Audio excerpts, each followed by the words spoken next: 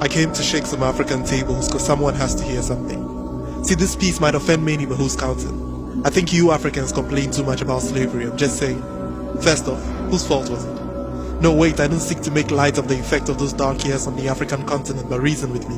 If you spend too much time complaining about how you were enslaved in the past, you may actually be blinded to the modern ways in which you are still being enslaved. For instance, how slavery of the past was physical, but now it's mental. Like how I can make you think that your country is worth nothing and you haven't really arrived until you come to mine. So then I wouldn't have to come to your country to fetch slaves on a ship anymore, because they'll run here by themselves forevermore. Like how I can make you think that my products are better than anything your country can ever produce, and so you haven't really got it until you import mine.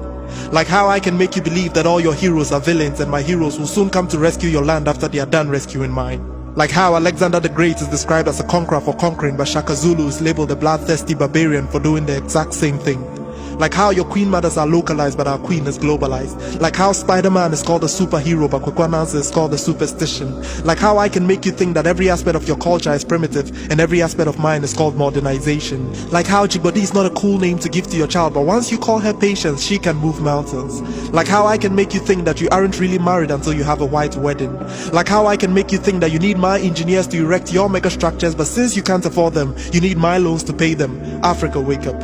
How long until you realize that we never really ended slavery, we rebranded it, and while you were busily lamenting on the effects of the transatlantic slave trade, we found a new way to do it. How's that for smart? Now that's strategy. From physical slavery to mental slavery, well, guess what's next? Spiritual slavery. I think you guys call that religion, but let's leave that for another day. Writer speaks.